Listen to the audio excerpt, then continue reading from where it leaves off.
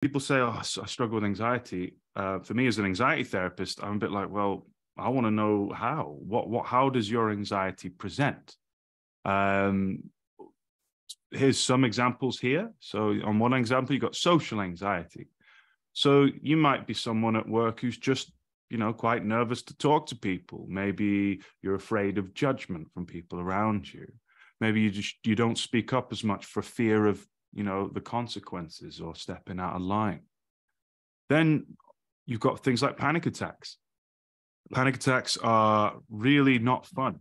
They feel like a sudden sense of doom and terror that seemingly comes from nowhere. You feel like, you're detached from your surroundings. You can't catch your breath. You feel like something awful is about to happen. And they're made worse when you're sat in a room where everyone's kind of laughing, having a brew, because it feels more incongruous to what's actually going on. Panic attacks are a big dump of adrenaline. Bang. It's like, whoa, where'd that come from? And then it's the confusion surrounding that. Some people struggle with panic attacks.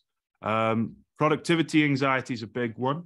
If you're someone who feels guilty for doing nothing or taking a rest or not taking your dinner break, if you're someone who has constant to-do lists, then ticks them off and then continues writing stuff on your to-do list, and it becomes interminable and it's just an endless loop of to-do stuff, then that's productivity anxiety.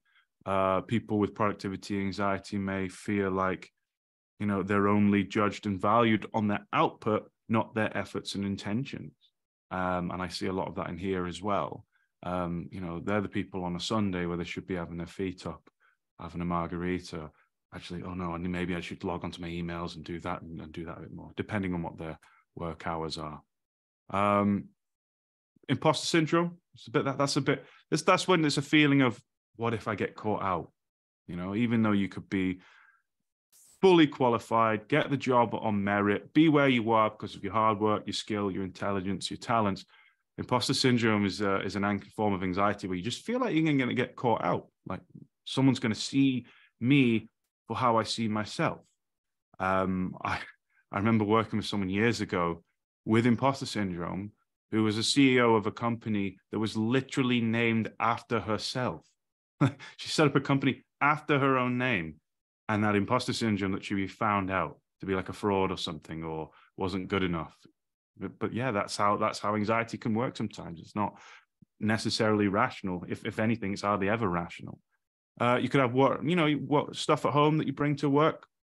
That's going to make you anxious, particularly if you're away from home and you feel like being at home is the better option. And then you got literally job worries. Maybe I'm just worried about stuff at work. Maybe there's stuff going on. I know. I can't imagine in the first team of Fulham there's that much worries at a cracking season. But generally, depending on what your kind of role is, maybe there's a bit of worry there. Maybe there's a conflict going on. Maybe there's something, maybe you're struggling in the role, you don't quite understand it. Or just, there's a bit of worries and uncertainty. You can be anxious about that. And also another example, there's many, but I just handpicked a few. Intrusive thoughts, which is something I talk about a lot, which is, people who struggle with just really dark, taboo, horrible thoughts.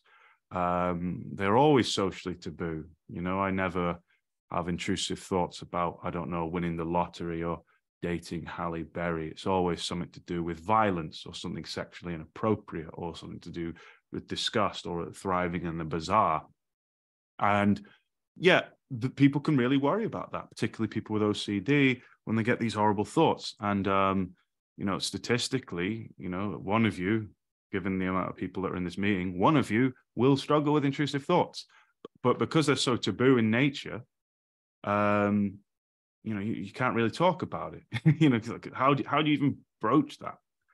So again, the reason why I want to do this talk is that just having a bit of information, knowing that's actually really common and normal and all this going on, maybe it can contribute to a kind of culture of, well, actually, I don't mind kind of letting people know that I'm dealing with that. I don't have to, trauma spill and tell them my life story and expect them to be my carer. What I can do is just let people know about it. Takes the pressure off a little bit. Does anyone remember Woolworths? I remember Woolworths. I love Woolworths. It was banging. And the best